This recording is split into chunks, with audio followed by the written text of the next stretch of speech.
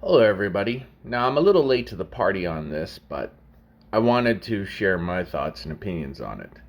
I, like everyone else, am happy to hear that the individual who was responsible for the death of Tupac Shakur has been captured in some form. The nephew of Keefe D was the one that pulled the trigger. So, therefore, by extension, Keefe D is the one who's being sentenced. However, I do believe there's not enough praise going to one individual who from day one deduced that this was the guy. And that guy's name is Greg Kading.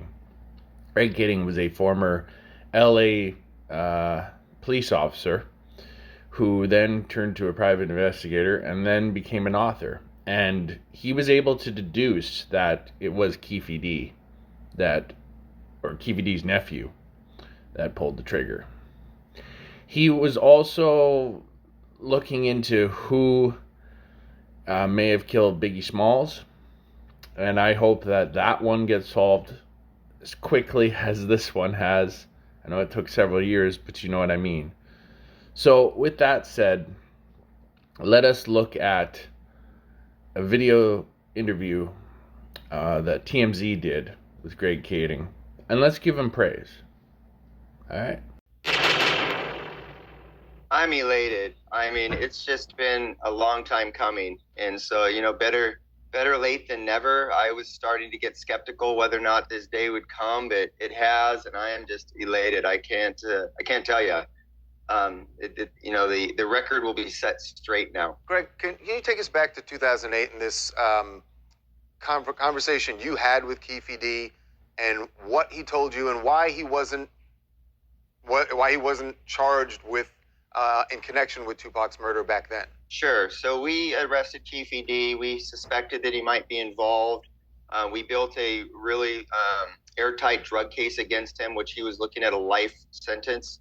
And when we approached him and told him what what his situation was, we offered him to do a proffer agreement, which is an agreement between him and, at that time, the U.S. Attorney's Office, that if he sat down with us and divulged the truth about any questions we might ask, we would give him consideration in this narcotics case.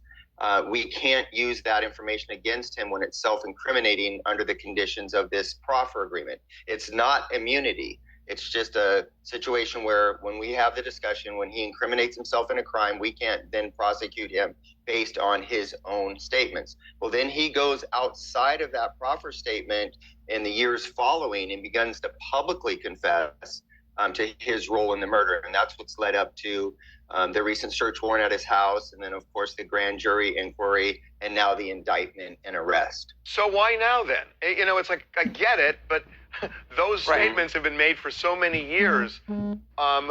There's a phrase in the Jewish religion, Manishta Halayla Hazeh, why is this night different from all the rest? Why now? That's a great question, and I hope that they answer that question during the press conference here shortly. I hope that they address that, because that is an interesting and a worthy question. I think that there was a lot of pressure. You've got a guy confessing to a historical crime, this high-profile crime, and nobody's doing anything about it. That's just not a good look. That's bad optics for the police department in Las Vegas. And so I think that pressure probably played into this a little bit. Because this crime happened so long ago, is there an issue with people's memories, with people who have died, that might make the prosecution a little more problematic than had they jumped on it a lot earlier? The circumstances of the murder are pretty straightforward. His involvement is pretty straightforward. He was in the car the night that Tupac was shot. He was in the assailant vehicle. He was the one who actually provided the gun to his nephew, who was in the back seat, who shot and killed Tupac. So, he's a co-conspirator. He's in the car. He provides the gun. They went out with the intention to do the murder, which is premeditated. And then you've got the whole history of the conflict that that was going on. And it was his nephew, actually, the one that shot Tupac, was the one that Tupac had gotten into a fight with just earlier that evening in the lobby of the MGM. So you've got all of this stuff to kind of paint a pretty clear picture of what took place.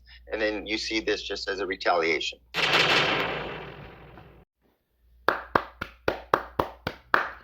I myself couldn't be happier.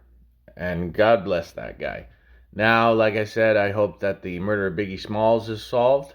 I can't quite remember who he deduces that did this, but I will get into that another time. But right now, let's all give that man some props, all right? Way to go.